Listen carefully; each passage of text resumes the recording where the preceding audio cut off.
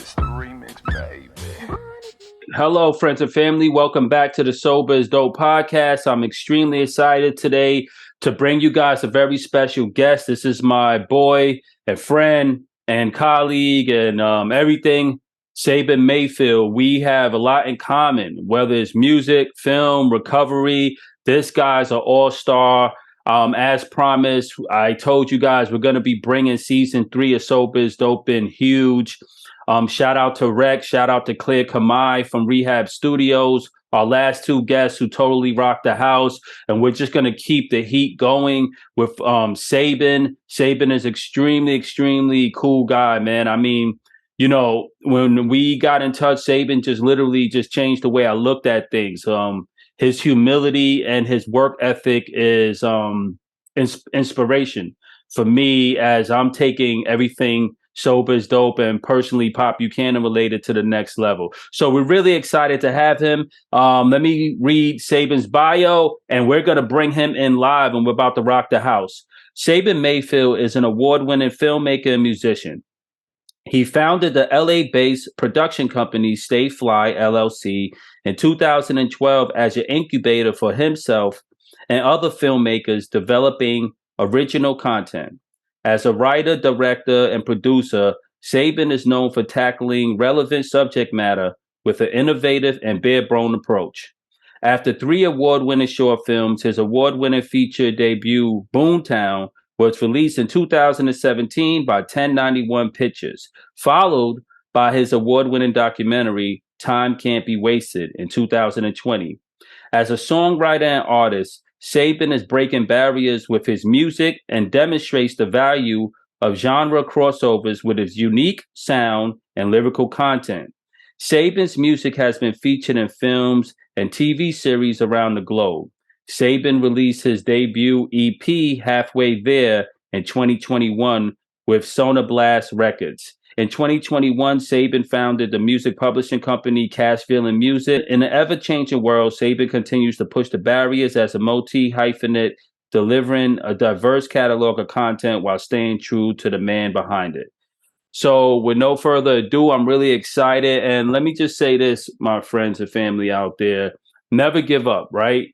Because I know Sabyn, and this guy maintains a strong humility despite anything, while he's working, while helping people in the recovery space, whether he's doing music, whether he's doing an all-star Hollywood movie, whether he's with his family making music, the guy remains accessible, humble, and he's always pushing the envelope as far as creativity is concerned. So we're really excited to bring him on the Sober is Dope podcast today to talk to us, 1, about work ethic, and 2, about just taking your life to the next level through creativity and following through on your passion. So I am really pumped today. Again, like I said, December 15th, 2022 will make 10 years sober for me.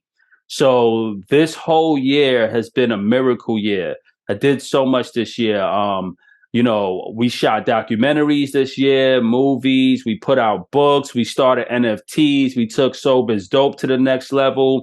We got our health back. We started food sobriety. We dropped our second album, Sober is Dope, which is out now. We're working with a potential distribution deal with a real major label.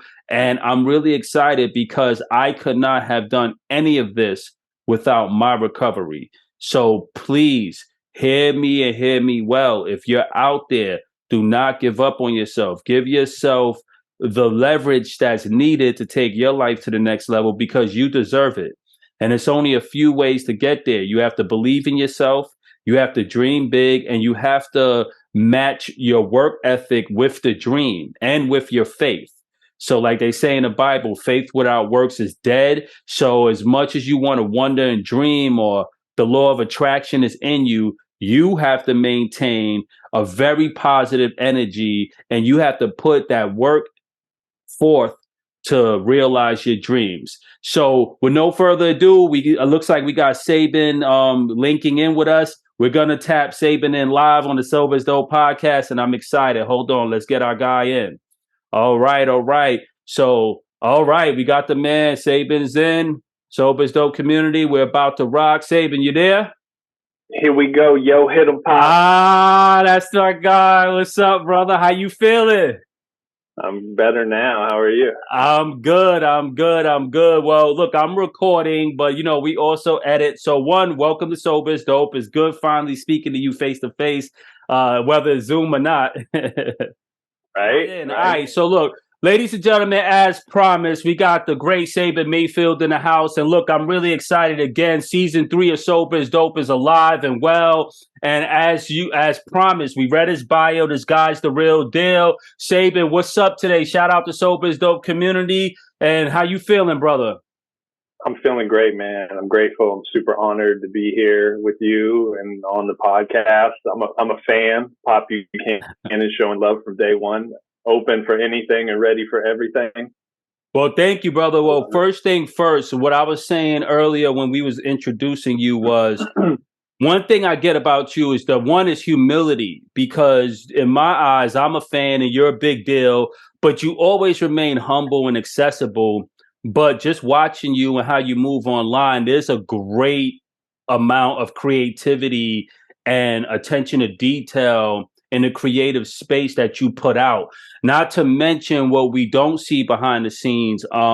So I wanted to let everybody know this episode is highlighting someone that's extremely prolific in the creative space and that also finds time for community service and to give back. So thank you so much for being here, because a lot of our audience are either in active addiction right now or active recovery, or they're dealing with mental health, or they're looking for inspiration, and you're the exact type of person that we want to display. So thank you so much for just being you and being here. Oh, man, it's a pleasure. And same to you. Same to you as well. Thank you. So before we get into anything, can you give us like the ESPN version of who Sabyn Mayfield is and what got you to this space and your inspiration point? Just give us a quick overview and breakdown to you, and you have the floor. Man, I'm just a kid from Hendersonville, Tennessee. That's where I'm from originally. That's where I was born, but I was raised in Los Angeles. I'm an only child of a single mother, and I grew up, around creatives, and I grew up around folks who were real humble and really hardworking and blue collar, even though they had some real fly shit going on. Right. They were just relatable, and I saw them work just like the next man, and I saw that. I saw that there was a vested interest in me paying attention to the detail, that if I was cutting corners, I was only cheating myself. And I understood that early. It took a while to kind of take hold in my own personal recovery, but I feel like it's all kind of coming together now. All right, beautiful. And when you say coming together now, so it takes time to really get to that point. I feel like I can relate to that. Like for me, I mean, I've been doing music for over 20 years. I've been doing all type of things, but for some reason lately, I'm feeling like the more you stay dedicated to the learning process and committed to the creative process and contributing to the universe by putting things out there, you get to this point where you feel like, wow, I actually start to feel like things are coming together. I'm actually starting to really feel the potential that this thing could possibly work, right? Because we doubt ourselves a lot, right? How do you deal with like seeing everything you're doing, from the music to the films and just being out there? How do you deal with doubt, self-doubt, and fear in the creative space? And that cripples a lot of people from just never realizing their dreams of doing anything. How do you push through that? Man, like I just like, I'm really clear on the fact that no one can take away from me that I did it. Regardless of the outcome, like regardless whether or not people love it, people hate it, it blows up, it doesn't. Like, I'm not doing it with a projected outcome. I'm not doing it to gain recognition. Like, if you like it, cool. If you don't, cool. And it took a long time to get that way. But for me, it's just a personal sense of accomplishment, of at the end of the day, I would like to know that I did the things that I said that I wanted to do. Because even in a short period of time, like, 20 years isn't that long. I'm about at the same amount of time, and I can look back and be like, hey, man, you know what? Like, I did a lot of things in these 20 years that people wish that they have had done or could have done. Right, right. And I make it about me. I don't make it about you. And I did it for, acclaim, or thinking that it would fill that void. We all do things for the wrong reasons at points in time, but for me, it feels good.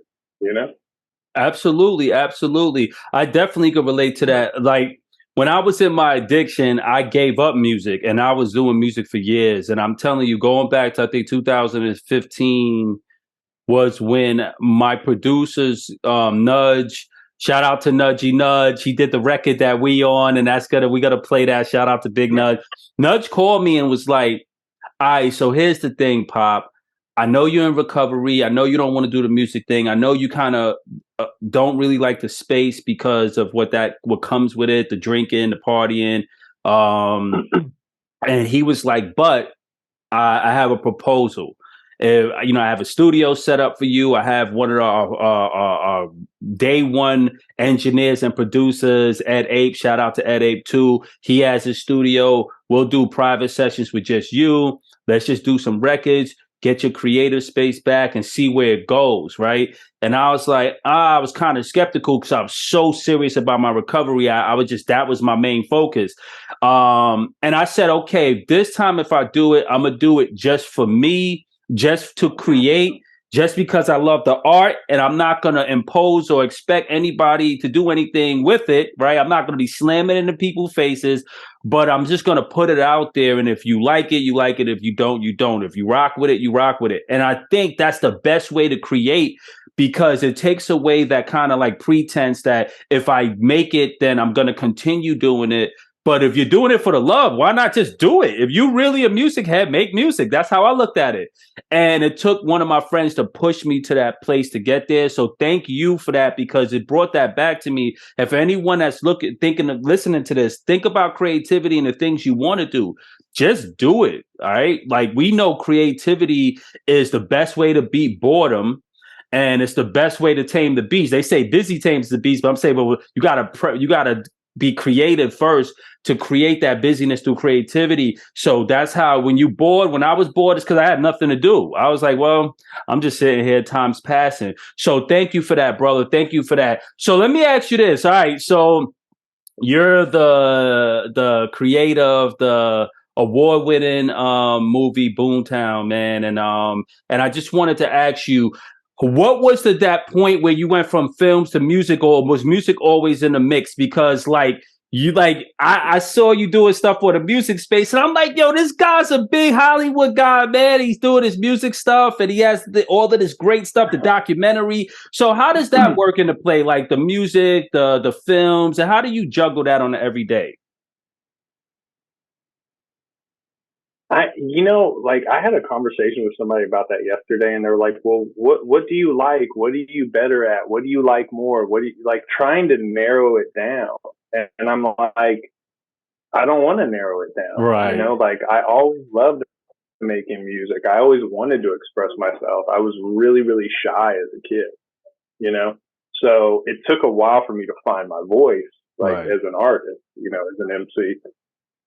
But making film was what I grew up around. But those things always went hand in hand. It's like music videos, music, films, powerful scores, directors that I admired, doing music videos, doing commercials, doing feature films. So it's all one thing to me, because it's right, about telling stories. And like you said, like, I get bored. Like, I was like so focused on some like film business that it was like driving me cuckoo.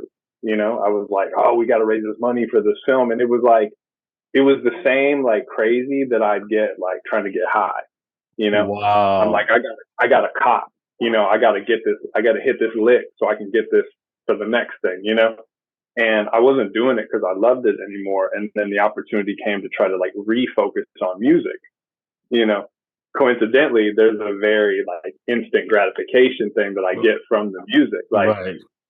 I can go grab a beat, write a song, record it, and release it today. And that's like that's the like that's the quick hitter, you know? Right. But there's a balance, you know, it ebbs and flows, you know, and, you know, it's kind of like all I know, Yeah. you know? So I mean, I can't really imagine doing anything else, you know, and even with all that, like all the stuff that I do, I guess you would say, I think about all the time that I'm like not doing stuff, you know, I'm like, oh, I Right. got to finish this thing, or oh, I got to finish that thing. But I try not to put all this pressure on it, you know, and like try to balance, you know, like balance has been the most important thing for me and trying to learn in my life, which I'm getting a little bit better about it, because when I'm out of balance, like how I feel, Right. you know, that feeling is so unsettling that I have to like check myself, you know, it's like even with us, like people were saying, like, or you were saying before, like, I don't like the music business. I'm Right. not really in industry. I'm into the art of it. So like we got to talk shop, like business about a song. And I'm just like, yeah, okay. Like, Right. I just want, let's just let people hear it. Cool. Like, I don't have to take more than is mine. You know, I don't have to like try to control everything. I'm like, let's just make it, you know? Records. Tell us about your new album, brother, and the inspiration behind it, the title, the songs, and definitely thank you for letting supporting us on the album and doing Dear Addicts. So we Yeah. got the Dear Addicts remix coming to the Sober as Dope community, man. Y'all gonna love it. Sabyn blessed it, and we working hard to get it out to you guys. So tell us about your new album, brother. So actually the debut one is halfway there. Right. And that one came out. That was the first album of Son of Blast. And that was like, Right. you know, it was kind of a pun, like halfway there, kind of halfway to like settling some like unfinished family Right. business. And, you know, it was like a country hip hop mashup. We used a lot of like samples and stuff. The new one is like Devil May Care Boy. And, Yeah. Yeah. That's right. That's that right. was a vibe. Yeah, that was Right. a That's a vibe. vibe. That's a vibe. I produced it, or I didn't produce it. My dear friend Jeff Davis produced all the tracks on it, Oh except for wow, Nudge's Right. dope. Right. Right. Jeff. Shout And out it to so Jeff. it had, yeah, it had a very consistent sound, and there's something about his style of production that informs the way that I write. Um, and he actually came up with the name, you know. Wow. Um, and I was like, and I can't remember the reference that he used, but it's kind of like. I'd have to ask him about it, but I was like, yeah, that's cool. And I had this like visual in mind already for it. So it was just one of those things that it came together. But yeah, I was really proud of that. And I started working on that right after halfway there, coincidentally, because I Right. Yeah, they wanted to kind keep of it. bled right into each other. You was like knocking them out, man. Yeah. And I was like, I want to just keep this momentum going. And I was in that creative space, and we were still coming out of COVID. So I was like, you know, I was still, that's a government produced project right there. All right, that's right, that's right, that's right. Yeah, man. No, I definitely was. I definitely love your music, bro, and I like how you do it, man. You drop a lot of visuals. You be pumping out the videos and I know it's like, you know, for all artists out there, it's tough when you're doing stuff in an environment where sometimes the people closest to you don't always show you the same support, and you feel like you're doing this thing sometime and it's a lonely road. I remember you posting something and was like, well, it kind of spoke to the sentiment that, you know, sometimes the people closest to you are just they're not really there. They don't really pay attention to how important it is to support other artists. So from an artist to another artist, we definitely want to send a message out there. If you're out there, support your friends that's doing it, man. Support the artists out there. You know, it takes nothing. I always tell people, like, you know, every artist that we love, whether it's Drake, whether it's Michael Jackson, whether it's you, whatever, you know, at one point it's like they was just making music and the people around them was like, yeah, all right, whatever. And then one day the Yeah. world goes, yes. And then everybody else want to come in and be like, yeah, we was part of this thing. But it's important to support artists, man. Do not sleep on supporting artists. So, And it doesn't take anything. It doesn't take anything to repost, to share, to give a shout out. Like, your success does not equate to my failure. Exactly. Like, there's plenty enough success to go around. And if someone asks me something, like, and I learned this in recovery, like, I just say yes. That's deep. I mean, sometimes I gotta think about it a little bit, but right. there's certain things I'm like, yes, why not? Like, why not? It's important. I got friends who are fighters. I got friends who own gyms. I got friends who are filmmakers. I got friends who do podcasts. It's like, it doesn't cost anything to just spread the love, you know? It doesn't share anything to spread the love, man. It does not. So speaking of recovery, brother, we have never really got really deep into it, but I always sense that, you know, you had somewhat of a story to tell, because when we dropped Dear Addicts, you kind of was like, yo, what's up, man? Like, I really like this space, and I really like the way you're bringing the Sober is Dope thing, and I want to support. And you did support. You know, you came on the record, and we was really honored, man. And so can you tell us about your experience in recovery, your personal journey, any bouts you may have had with addiction, and any and your healing story, if you have one?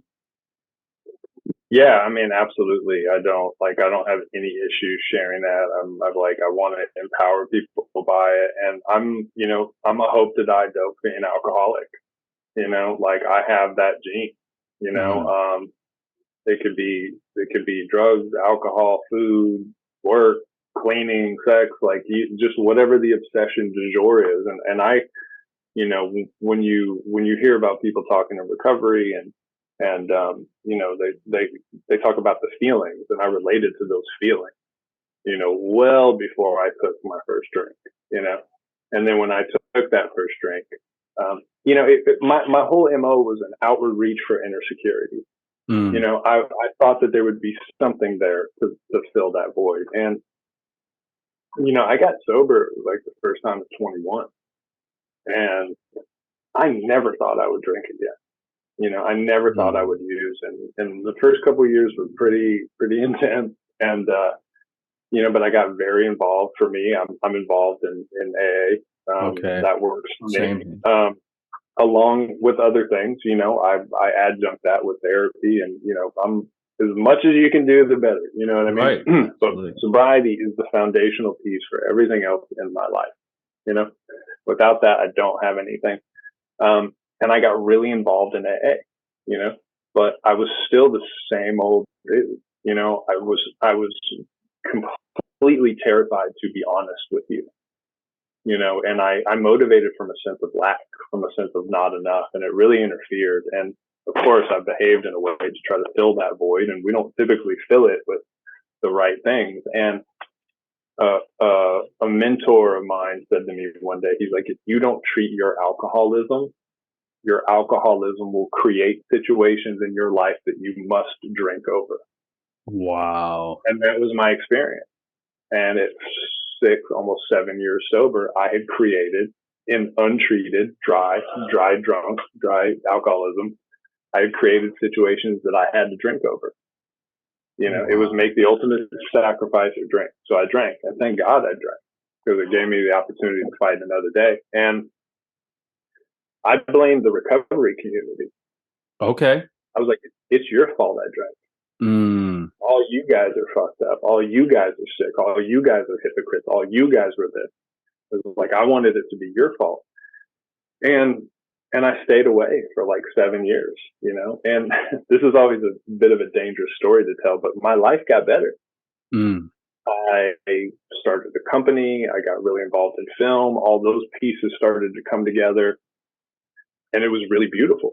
But when self-will started to run out of fuel, I started to sputter, and I crashed and burned, and, untreated alcoholism once again had me by the throat, Wow.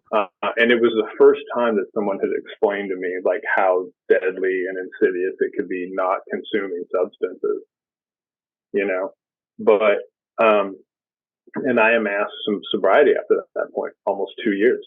And I went out again. Okay. Because I wasn't changing my behavior. Still lying, cheating, stealing, running around with people I shouldn't have been running around with, trying to be a big shot. I didn't want to be a man amongst men. I didn't want to be a workers amongst workers. I thought if I was not somebody, then that meant that I was nobody. And I was so afraid of what you thought about me that I wasn't willing to do the things that were going to make me feel good about me. Right. I was just so lost. And it took me probably 6 years to get sober again. in and out, in and out, in and out, in and out, suffering, causing damage. And, not to say that I've done it perfectly, but the thing that really changed for me is I did seek outside help, which I needed for me, and I found one man, my sponsor, who had what I wanted and that I was willing to tell absolutely everything to, no matter what. Mm. I told him everything about me. I tell him everything about me, and I talk to him every day. And from that relationship, it started to ripple outward. And funny story, probably earlier this year, I was in a very big transition in my life, and it really triggered a lot of old trauma for me. And I went to a place that's a workshop type setting where they specifically work on trauma and codependency. And it was the first time I'd really addressed the underlying issues. And it was life saving and life changing for me.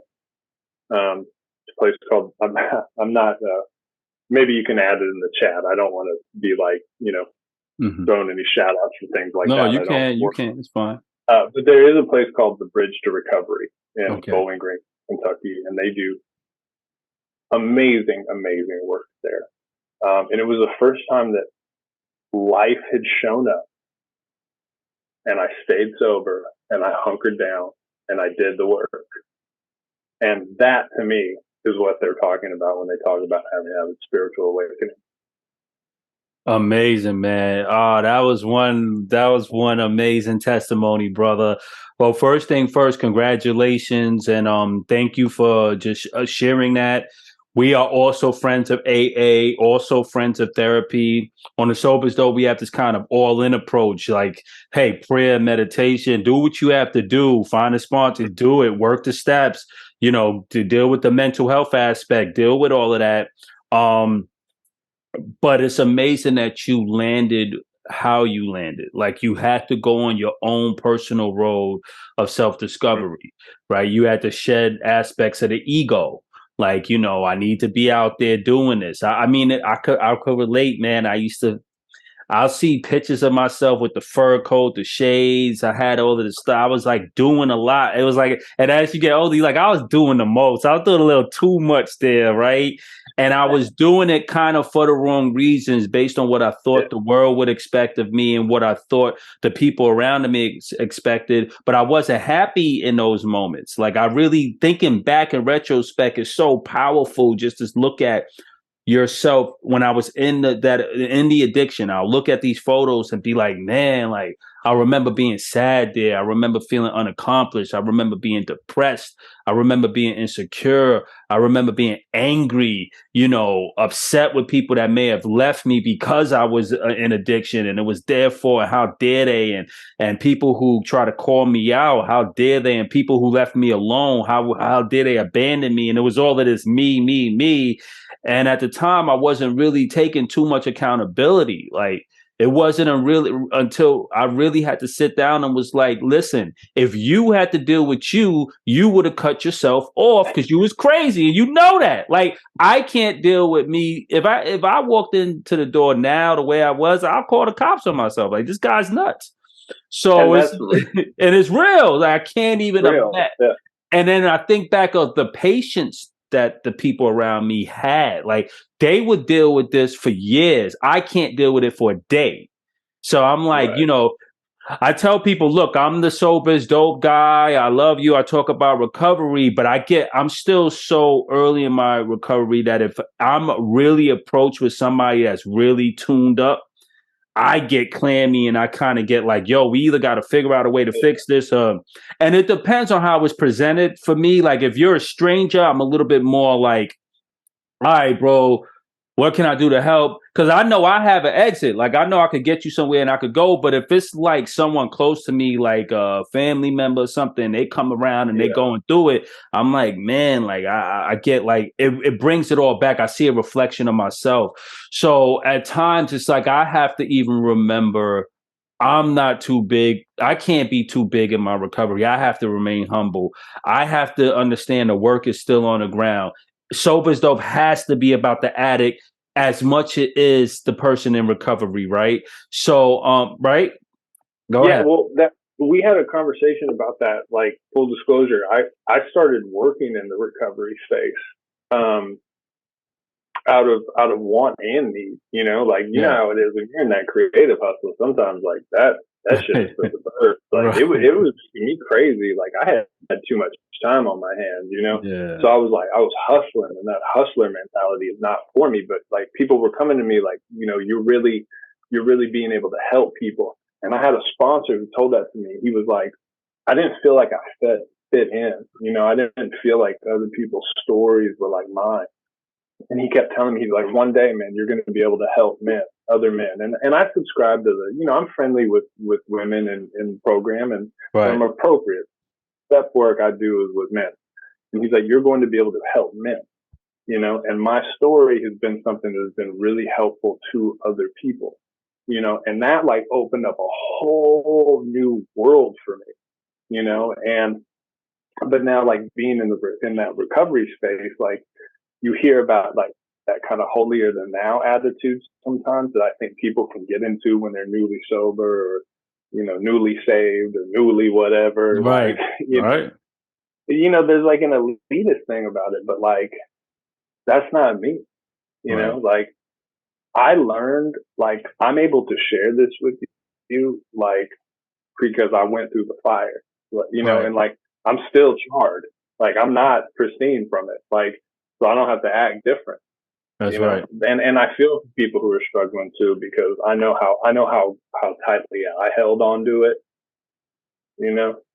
Right. and And when you see yeah, absolutely, brother. When you see someone else like, man, I just, it's crazy. Like in my neighborhood, like in New York, you go outside, like, and it's even as crazier since the pandemic. Like now, it's just not addiction; it's full blown mental health. You see it on the streets in real time, mixed with homelessness and addiction, and you don't know which one is fueling the individual. Sometimes it's like, well, like the other day, this guy who always used to give me a hard time, he was like he's a wild dude, but he will always say kind of like racially offensive things, but as if he could, like, so he'll see oh me and no, be like, but it's funny, like, so I couldn't always, at first I took offense, but then I started to like, you know what, just give this guy a chance. So he'll see me out of nowhere and be like, I love it when they call me Big Papa. Yo, what up, Black? And I'll be like, yo, what up, man? And I'm more like trying to walk through and being cool. Then he'll be like, yo, to my brother from another mother. And he'll start with all of this stuff. That he'd be like, Asama Haleka, my brother. But he was like pushing it. Like and then one day I stopped and was like, should I get on my street? But then the other day I was walking past him and I wasn't in a good mood. And I'm like, yo, if this dude say something to me, I might spaz on him, right? Because that old street pop was coming in. And then I looked at him and I'm like, yo, you good? And he was like, I just want, and I couldn't hear him. And he looked like he was out of it. I said, yo, what's wrong? He said, yo, I just want an egg roll. And I'm like, what? He said, I just want an egg roll. And he was he was trying to say he wanted an egg roll, and the people in the Chinese place wouldn't let him in because he was out of it. And I was like, yo, I was telling them, yo, the guy just wants an egg roll, man. Like, I just was like, oh my goodness, man. It just really hit me. And I was like, I got him all the Chinese food he could want. I got him everything he needed. I sat with him. We became like really good friends. He tried to give me it was funny. He tried to give me he had this like metal rod and he gave it to me, and he just was like, yo, give this to your wife or give it to whoever you with and all of this stuff. And and that's when it came back to me after a while, how people could be really kind of like callous sometimes, because what if I didn't walk by? All this guy was trying to tell the people is that he just wanted something to eat, man.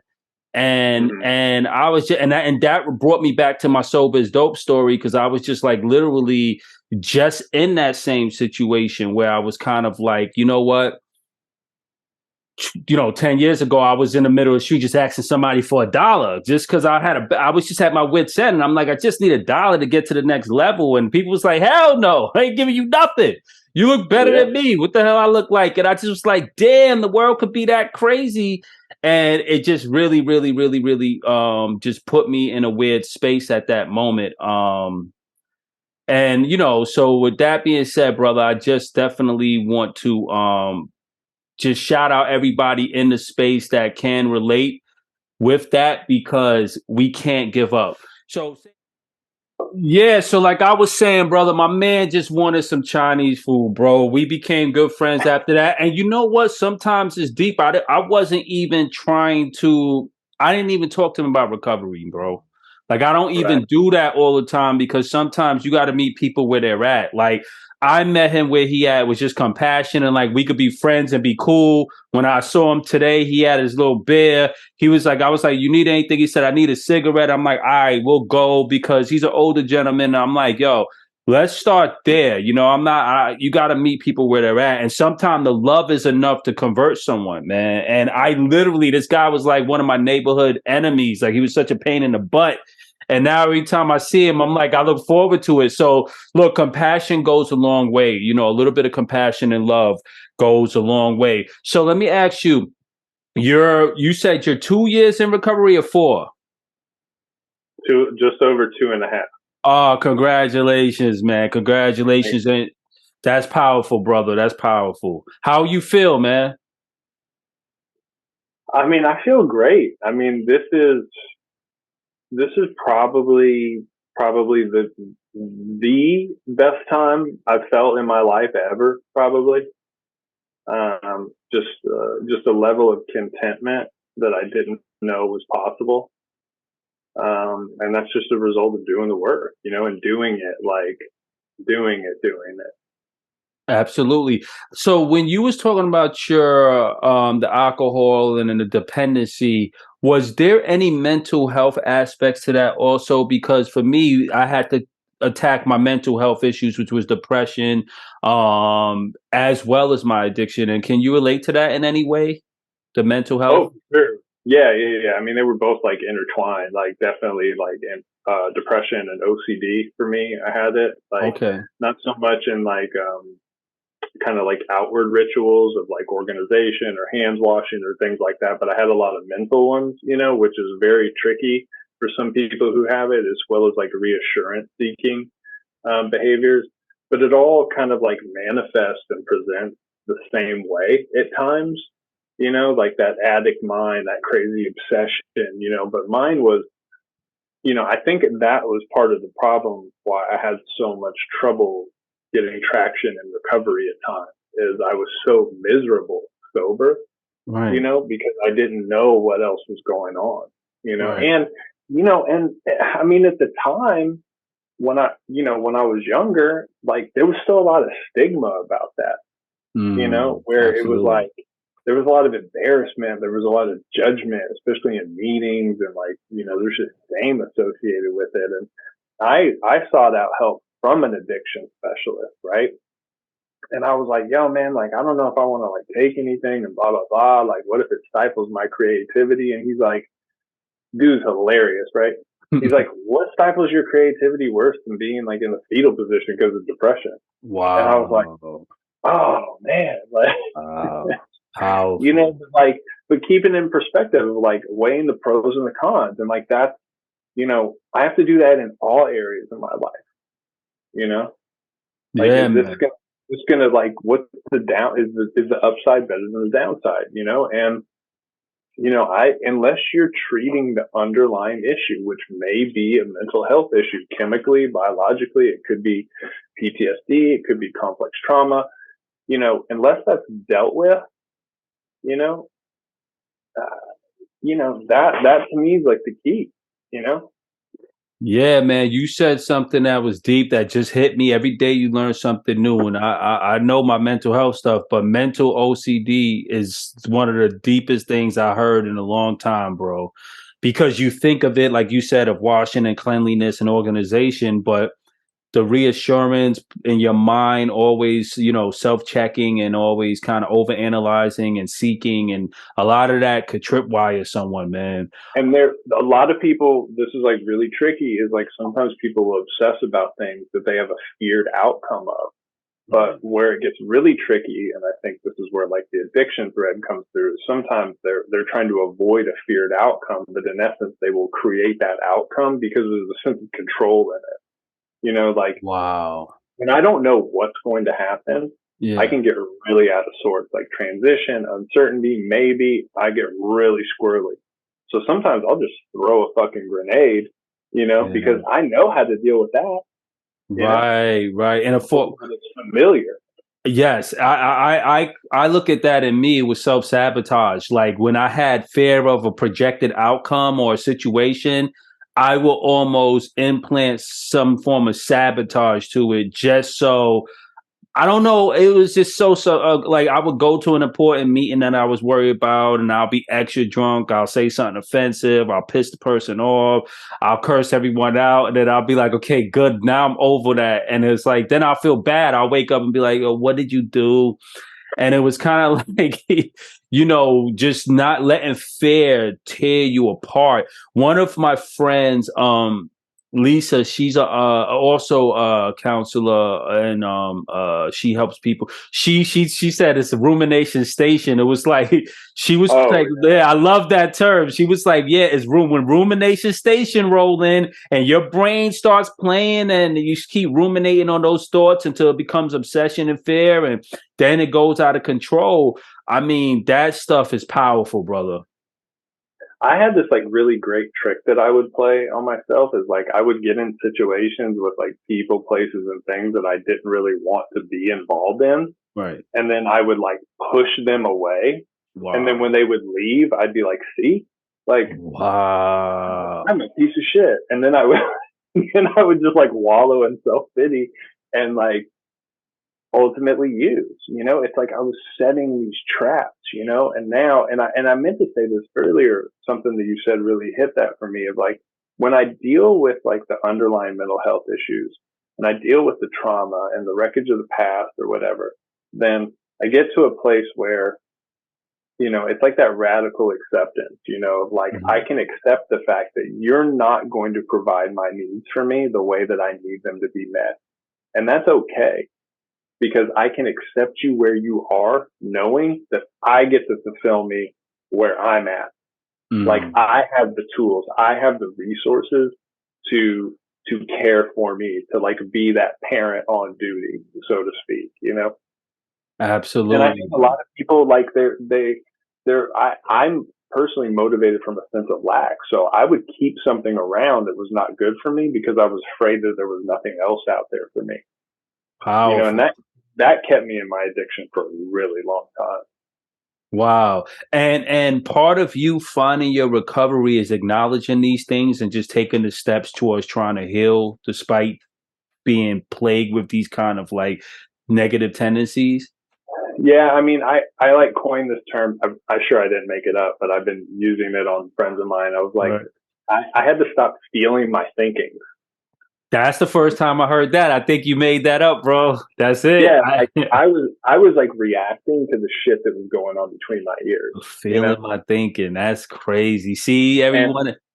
yeah, and my ability to try to like, you know, make sense out of what was going on in the world around me is Right. like I've been doing that since I was a child. Like I've been going into my head to deal with situations that where I was incapable of dealing with. So now as an adult, if something triggering happened, I go straight into my mind and then I start ruminating and then I have a physical reaction that then I think is a feeling. When in actuality, I had to feel like whether it was grief, sadness, loss, like genuine feelings and feel those and process them, you know, which was way less painful than all the craziness that was going on in here, you know? And Right. it's like they said, that's the longest journey in the world from the head to the heart. But once I like got to the heart and like processed it, just it was like I saw colors for the first time. Wow. Wow, man. And it changed the way I deal with everybody. Yes. Talk about that. Talk about that. How do you deal with people now in recovery versus when you was just really trying to push them away? What's the difference? What's that delta? It's not your fault. Mm. It's not your fault. It's not my mom's fault. It's not my dad's fault. It's not my Right. grandparents' fault. Like, it's not about fault. It's about my responsibility. It's about my Powerful. responsibility to be the person I want to be, to treat you the way that I want to be treated, and to just move forward in life knowing that I can be fully self-supported through my own contributions, emotionally, spiritually, and physically, and financially, you know? And fun. Right. Absolutely. Yeah. Which was a novel idea to me. I was like, wait, you mean I got to work? What is Yeah. that? I'm a Or hustler. right, Like, right, right. And I still struggle with that a lot. I'm not gonna front because I come from this kind of like really big imaginative, you gotta make it and get it in.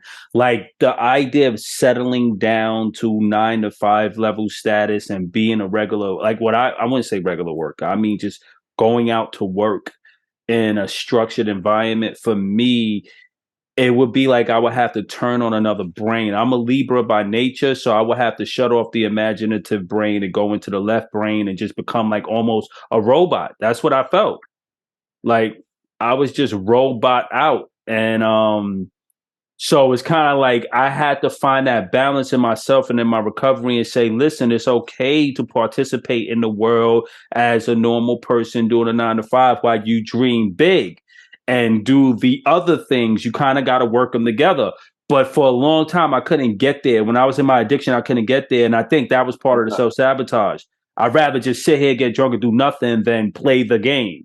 Right. I need to have my feet on the ground if my head is going to be in the clouds. Otherwise, I I'm just like fucking delusional. I love it. I love it. That's big. You Right, know? right. And I was fully delusional. Like, I was literally like, I love it. I remember being so crazy that I was maybe Ed McMahon will show up with one of those big checks and Right. all problems will be solved. Like, not like Uh, really, I thought that was going to happen, but I was like, I yeah, don't know. I'm with you. Or you just randomly win a Like, lottery even without playing. Like, I'm yeah, just yeah, gonna win some it's gonna come. It's gonna come. yeah, totally. Oh man. We started this episode. I know you got to wind down where we said faith without works is dead. That's in the Bible. So I told everybody you could dream big, you could think big, but it's not going to happen. You could pull the law of attraction and all of that. The law of allowing is not going to work unless you put some work into it. So listen, I want to close out here. Fun fact for everyone: you come from a very famous family. You have a very popular aunt in your life, and I wanted to talk about grief and if the loss of your dad had anything to do with your addiction and how you dealt with that and grief, and can you talk to us and reveal to everyone the fun fact of who your aunt is, and just talk to us a little about that family dynamic and you growing up and how that all plays out. Well, I will do that, but I will start with a lot of people find it interesting who my aunt is. I find it more interesting who my mother is because my Right, mother let's raised me. right. My mother's name is Lorraine. She's an Emmy award-winning casting director and Yes, producer.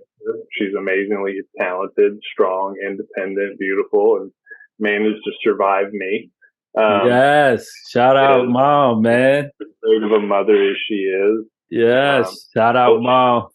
even better grandmother to my son. Amen, Um, man. and yeah, fun fact: my aunt is one Dolly Parton.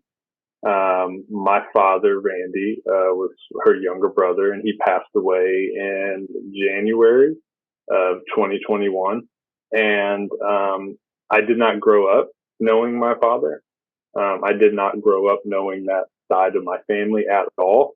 I was completely estranged from them, not acknowledged directly that I know of. Um, I believe I'd connected with Dolly through some mutual friends and even like a work setting in around like 2012, and started a just casual like email correspondence. We were like pen pals. I like to tell people Right, it's kind of funny. right, Good pen pal to have. right. My dad became ill the end of 2019, and for whatever reason, that was the first time our relationship kind of gained some traction. And there was a lot of closure in that, not in the sense that it gave me peace, you know. Um, I felt good being the kind of person who would show up. when they had a lot of reasons not to, you know. I got to see another side of me, you know, for better or for worse, depending on how you want to take it at times. And, you know, I saw a lot of qualities that I'm really grateful to have, and saw some qualities that, you know, I could see that I could work on. And, I'm really glad for the time that I got to be there. I'm glad that I got to connect with some of that family. And, you know, I realized that the hole that I had, because I didn't have a daddy and they didn't love me and they didn't do this and they didn't do that, it was a figment of my imagination. You know, those things did not define me. You know, I knew very clearly, I was able to accept that that was not about me. That was not a reflection on my worth and my value. Absolutely. Everybody has a cross to bear. He had his family has theirs. And, you know, had I stayed coarse and callous about it all, I wouldn't have had that interaction. Mm-hmm. And I'm glad that I did have that. I'm glad that I was able to connect with him and be there for him, when a lot of other people weren't, you know, and that's the man that my mom raised me to be. No one else. Amen, man. Listen, you are one of a kind, brother. I really, really admire you. Thank you for sharing that with us. That was like really touching and graceful. And you are, and I wish you the best with your recovery and everything. Now we're winding down to the last 2 minutes. Can you tell everyone where they can find you, where they can listen to your music? I was going to say, we always ask our guests to leave us with some bite, a nugget, some advice or something for the next generation of people in recovery. Any words of wisdom? Yeah. Okay. So number one, right. I don't do a lot of social media. Okay. You can find me on Instagram. Okay. If you can't find me, you can find Pop, and Pop always comments on my shit because he shows love from day one. So at Sabyn Mayfield, website sabynmayfield.com, doing a little revision on that right now. You can, anywhere you stream music, you can find all my stuff. It's just under Sabyn, and then any of the film work, Sabyn Mayfield. You can find Boomtown on Amazon, iTunes. It's on Crackle right now, which is pretty cool. Time Can't Be Wasted is on Amazon, iTunes, all these other SVOD. You got me thinking about recovery. And then, so there's not a lot of Sabyns out there. So just that's right. My dear friend Tori says just GTS, like Google that shit. Right. The two best pieces of advice I've ever heard. The first one was a dear friend named Paul Santana. He said, "No one is ever going to do more for you than you do for yourself." Oh, that's powerful. And my expectations of other people's ability to make me whole elongated my pain and suffering, right? I needed to take responsibility. I needed to fully invest in me, right? Or no one else was going to. And then the second piece of advice that I heard from a flight attendant on Southwest Airlines, which I think is like mind blowing, is sit up and be tense or sit back and relax. Either way, our flight time is 3.5 hours. Oh, wow. That's what's up. You get to choose, man. You get to choose. You get to choose. Yeah. Friends and family, that's an amazing wrap for our episode with Sabyn Mayfield. This has been a very enlightening episode. You inspired us a lot today. Thank you for bringing it. Again, don't doubt yourself, love yourself, rescue yourself, take time to do the work. Reach out to community. Don't give up on yourself. I love you all. Thank you for listening to Sober is Dope podcast with POP Buchanan. And I'll catch you guys on the other side. Peace and love. Yeah, this the remix, baby. Wanted me to write you a letter. Here it is. I wrote this in the song for you. Yeah. Here we go, yo. Hit 'em pop. Wanted me to write you a letter. Here it is. I wrote this in the song for you. Y'all wrote it in the song for you. Yeah. Now here we go. Yeah. Now this is history in the making. Took 20 years in the making. The guy breaking the mold that I was simmering, shaking. With cooking, crack in the kitchen. The Peter King is my witness to the spiritual awakening to change the way that I'm living. Yeah, but now I'm sober and dope, and Pop already know there's something that we got in common, living two worlds apart. Didn't even know the lights are stepping out of the dark, but now I'm shining like a diamond in the center of ballparks. It ain't always easy, but it sure is an upgrade from hope that I dope fiend with the penchant for gunplay. They say that only God can save an addict in his grip, so I wrote it in the song that was my experience.